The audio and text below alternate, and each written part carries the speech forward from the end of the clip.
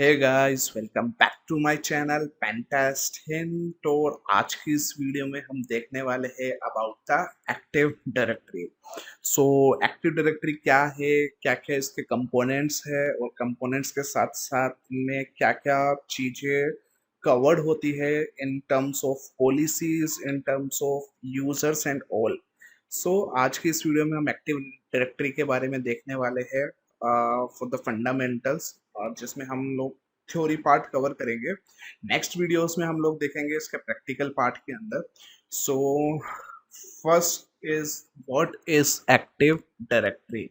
So active directory एक type के आपके मशीन्स का आप कलेक्शंस बता सकते हैं, जो कि आपके फिजिकली भी डिप्लॉय हो सकती है और आपके क्लाउड पे भी डिप्लॉय हो सकती है, जिनके मल्टीपल एग्जांपल्स अपन लोग देखेंगे, जिनके कंपोनेंट्स के नाम चेंज हो जाते हैं।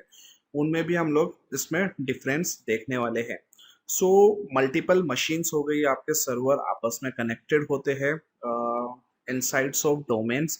नाउ अब डोमेन्स क्या है, फॉरेस्ट क्या है, ये सब हम लोग कवर करेंगे हमारी नेक्स्ट स्लाइड्स के अंदर। सो एक टाइप से देख सकते हैं कि फॉर एग्जांपल अगर आपको मशीन्स डिप्लॉय करनी है एक से ज़्यादा, so you can use the active directory. So for example मेरे पास एक ऑर्गेनाइजेशन है जिसमें मुझे let's say 100 operating system use में लेने हैं विंडोज़ के। सो या तो मैं अलग अलग विंडोज़ के लाइसेंस लेके और इनको इंस्टॉल करूँ, या फिर मैंने एक्टिव डायरेक्टरी का पूरा एक सब्सक्रिप्शन लिया जिसमें मैंने डोमेन वगैरह क्रिएट किए, और डोमेन वगैरह क्रिएट करने के बाद में मैंने अलग मतलब जो भी मेरे 100 यूजर्स हैं उन सबको उसका एक्सेस दे दिया with some type of restrictions और लिमिटेशंस। फॉर एग्जांपल अगर मेरे पास एंड यूजर है, उसके पास लेट से 10 में से सिर्फ 7 ही रेस्ट्रिक्शंस है आपके पास, और वो सिर्फ बाकी के 3 चीज ही एक्सेस कर सकता है। बट फॉर एग्जांपल अगर टीम लीडर है तो उसके पास 10 में से 7 चीजें ऐसी है जिसका वो एक्सेस कर सकता है, बाकी 3 रेस्ट्रिक्शंस है। और जो एडमिन होगा या फिर जो कि मैनेज कर रहा है पूरा नेटवर्क, उसके पास कोई रेस्ट्रिक्शंस नहीं है। सो ऐसे करके मैंने एक एक्टिव डायरेक्टरी का पूरा कंपोनेंट्स वगैरह डिजाइन किया, और डिजाइन करने के बाद मैंने यहाँ पे इसको डिप्लॉय कर दिया। सो अब इनके कंपोनेंट्स पे आते हैं। सो कंपोनेंट्स होते हैं इसके domain controller, forests, trees, domains, users groups, trust, policies and the domain services. So एक एक करके स्टार्ट कर लेते हैं, क्योंकि एक्टिव डायरेक्टरी की जो सर्विसेज हैं which is Windows domain networks, जो कि आजकल हर किसी एक ऑर्गेनाइजेशन के अंदर यूज में आ रही है, विच में भी फिजिकली और विच में भी ऑन क्लाउड। जैसे आपने एज्योर का नाम सुना होगा। सो एज्योर से रिलेटेड भी आपकी एक्टिविटीज़ है, आप फिजिकली भी इसको डिप्लॉय कर सकते हैं, जिसके अंदर डिफरेंट टाइप आपके ऑथेंटिकेशंस हो गए आपके। सो इन्हीं कंपोनेंट्स के बारे में देखते हैं ताकि इजीली समझ में आ जाए कि एक्टिव डायरेक्टरी क्या है, और मैं ट्राई करूंगा कि जितना इजी लैंग्वेज में हो सके उतना इजी लैंग्वेज में आपको समझा सकूं। So the first thing is domain controller. So there are multiple type of domains. उन डोमेन्स को कंट्रोल करने के लिए एक टाइप से हम लोग बोल सकते हैं कि एक सुपर यूजर क्रिएट किया गया है, जो कि मल्टीपल डोमेन्स को कंट्रोल कर सकता है, जो भी इनकी एक्टिविटीज होती है।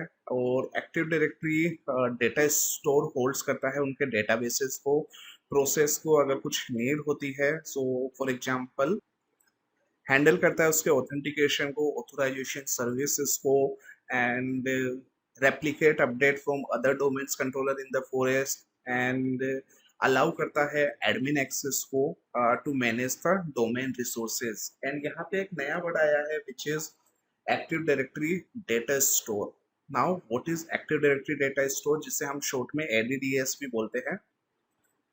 सो एडीडीएस बेसिकली आपकी एक फाइल है which is like in contents ntds.dit करके, जो कि एक टाइप का डेटाबेस है जो सारी इंफॉर्मेशन रखती है एक्टिव डायरेक्टरी डोमेन कंट्रोलर के इस फाइल के अंदर, विच इज ntds.dit। आपने बहुत बार इससे रिलेटेड आपने एक्सप्लोटेशंस भी देखे होंगे या फिर हमारे पेन टेस्टिंग के अंदर या एन्यूमरेशन के अंदर भी काम में आएगा। सो फॉर एग्जांपल अगर आपको एनटीडीएस फाइल मिल जाती है तो आपको डोमेन कंट्रोलर की सारी इंफॉर्मेशन मिल सकती है which is like very very critical vulnerability, जो कि स्टोर करती है by default in like in system root और देन एनटीडीएस करके, और ये सिर्फ एक्सेसिबल होती है ओनली डोमेन कंट्रोलर को। But due to like multiple vulnerabilities ये एक्सेसिबल हो जाती है, या फिर अगर आपने एक्सप्लोइट कर लिया तो आप इसकी फाइल को डायरेक्ट आइडेंटिफाई करके और इसे डायरेक्ट एक्सप्लोइट कर सकते हो। So this is the simple domain controller. Now इसको अच्छे से समझने के लिए हम एक एग्जांपल देख लेते हैं जिसमें हम लोग देखते हैं यहाँ पे forest. So simply when we say forest, so it is only a way of describing the connection created between these trees and domains by the network. So simply अगर मैं इस पर ट्रायंगल्स को देखता हूँ, so ये जो आपको पूरा ट्रायंगल दिख रहा है लाइक आउटसाइड वाला, विच इज योर फॉरेस्ट, जिसके अंदर आपके कनेक्शंस कैसे एस्टेब्लिश्ड है। सो फॉर एग्जांपल ये आपका first triangle, second triangle and third triangle. Now इसको और समझने के लिए हम लोग इसको डिफाइन करते हैं ट्रीज के अंदर, है ना। सो फॉर एग्जांपल ये आपका फर्स्ट ट्रायंगल जो कि आपका डोमेन है tryhackme.com। देन नाउ यहाँ पे आपके डिवाइडेड है ये दो सब डोमेन्स के अंदर, फॉर एग्जांपल ईस्ट और tryhackme.com एंड देन वेस्ट और tryhackme.com। नाउ इसमें हो क्या रहा है अभी, सो मल्टीपल डोमेन्स है, इन मल्टीपल डोमेन्स को जो कंट्रोल कर रहा है which is the domain controller, जो कनेक्शंस को एस्टेब्लिश करता है which is your forest part, कि कनेक्शंस कैसे होगा, उसका हिरार्की क्या है, अप डाउन अप्रोच क्या है उसकी, ये सारी चीजें कवर करता है आपका फॉरेस्ट। और फॉरेस्ट को अच्छे से समझने के लिए हम लोग इसके डायग्राम को थोड़ा सा और मैं एक्सप्लेन कर देता हूँ। सो फॉर एग्जांपल यहाँ पे आपके एक हिरार्की सिस्टम है विच इज योर ट्रीज, जो कि आपके डायरेक्टरी के डोमेन सर्विसेज को बताती है, जैसे TryHackMe and then different types of domains, जो कि यहाँ जैसे यहाँ पे सब डोमेन्स आपके डिफाइन किए गए हैं। Domains are used to group and manage objects. अब यहाँ पे आपके ऑब्जेक्ट्स वर्ड है एंड देन ऑर्गेनाइजेशनल यूनिट है। सो फॉर एग्जांपल हर एक डोमेन के अंदर मल्टीपल कंप्यूटर सिस्टम्स हो सकते हैं, यूजर्स होते हैं, प्रिंटर्स होते हैं, या फिर अलग कुछ भी आपके ऑब्जेक्ट्स हो सकते हैं which covered in organisational units. So यहाँ पे आपके ऑर्गेनाइजेशनल यूनिट्स हो गए। देन आपके ट्रस्ट, सो बेसिकली ट्रस्ट को एक टाइप से आप बोल सकते हैं कि आपकी एक policies which allows user to access resource in other domains. For example अगर आपका tryhackme.com के अंदर कोई एक यूजर है and if he or she wants to connect to domain west.tryhackme.com, so is in this case वहाँ पे उसको परमिशंस चाहिए होगी, तो वहाँ पे ये इस चीज को अलाउ करता है आपका ट्रस्ट। एंड ये हम आगे वाली स्लाइड्स के अंदर भी देखने वाले हैं कि ट्रस्ट क्या है और इनकी पॉलिसीज को डिफाइन कैसे किया जा सकता है। Next thing is objects. So objects में बी यूजर ग्रुप्स, प्रिंटर, कंप्यूटर्स और शेयर्स, जो हमने अभी देखा ऑर्गेनाइजेशनल यूनिट के अंदर। देन डोमेन की सर्विसेज, किस टाइप का आपका डोमेन सर्विसेज है, लाइक डीएनएस सर्वर है, एलएलएमएनआर है which is link local multicast name resolution है आपका, IPv6 से है।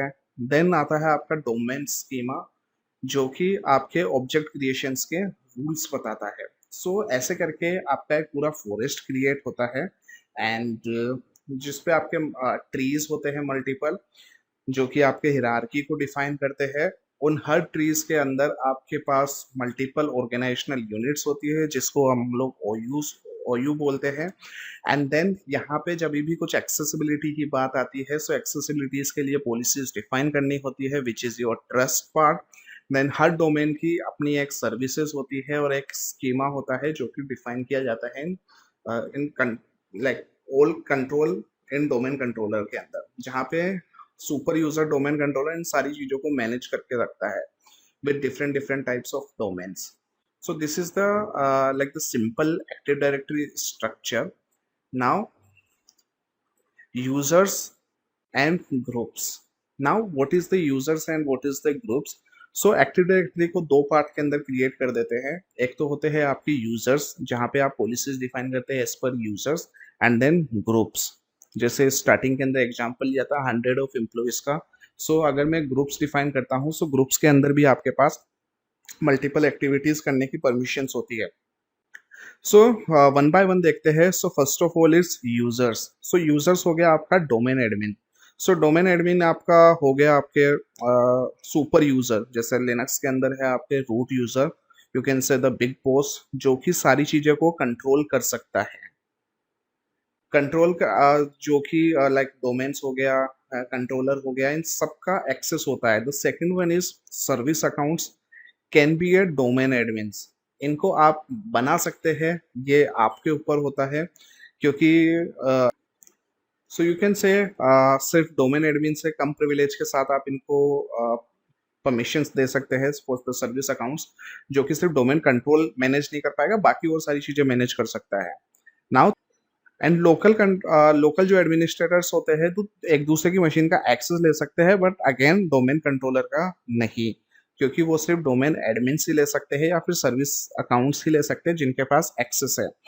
Now the last users is domain users, जो कि एवरीडे यूजर्स होते हैं आपके, जो कि मतलब आप एंड यूजर्स बोल सकते हैं इनको, डोमेन यूजर्स को, जो लॉग इन करते हैं, ऑथोराइज करते हैं और अपना काम वगैरह करते हैं, जिनके पास लिमिटेड राइट्स होते हैं और एडमिनिस्ट्रेटर की प्रिविलेजेस नहीं होती है, जैसे हम लोग कंपनीज के अंदर वर्क कर रहे होते हैं या फिर किसी ऑर्गेनाइजेशन में काम कर रहे होते हैं। सो कुछ भी हमें इंस्टॉल करना होता है, so we have to take permission to your our IT department.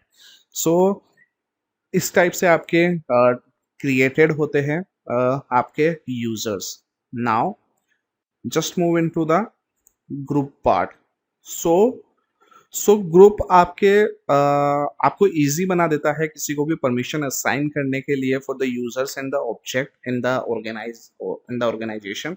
सो दो पार्ट में डिवाइड कर सकते हैं इसको। The first one is security group and second one is distribution group.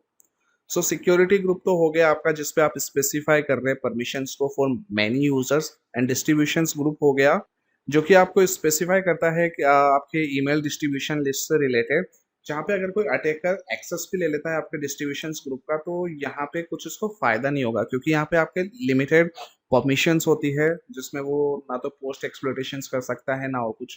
But yes, आपके एनिमेशन पार्ट के लिए बेनिफिशियल हो सकता है ये, क्योंकि बहुत बार होता है कि अगर आपको डिटेल्स मिल गई तो आप यहाँ से लाइक पोस्ट एक्सप्लोइटेशन के अंदर आपको हेल्प मिल सकती है।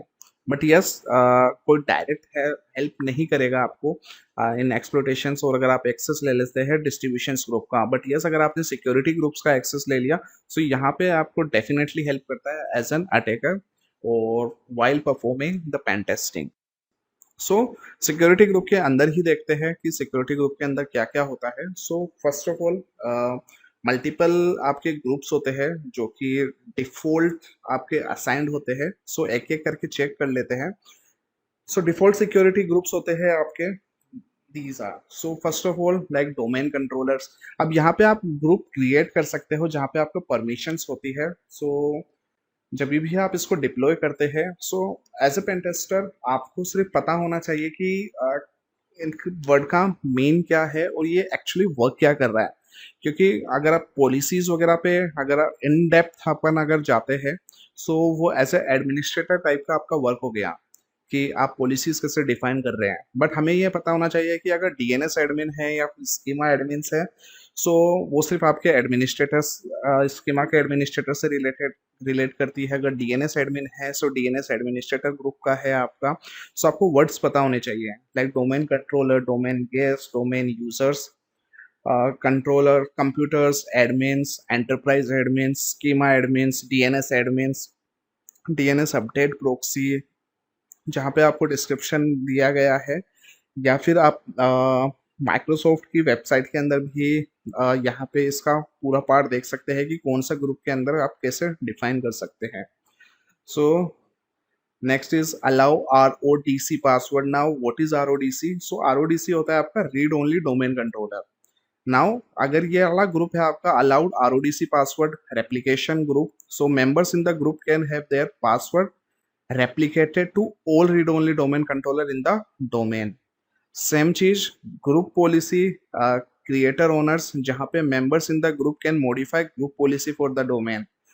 Now third one is denied RODC password replication group. So देखो आपके अलाउड हो गया, सिंपल ग्रुप पॉलिसीज का हो गया, and then denied protected user, cert publisher जो कि सर्टिफिकेट को पब्लिश करने के काम में आते हैं। सो ऐसे करके डिफरेंट डिफरेंट टाइप के आपके डिफॉल्ट ग्रुप्स क्रिएटेड है।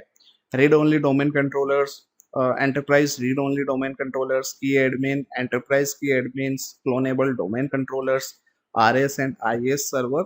सो आरएस होते हैं आपके remote access services and IS होते हैं आपके इंटरनेट ऑथेंटिकेशन सर्विसेज।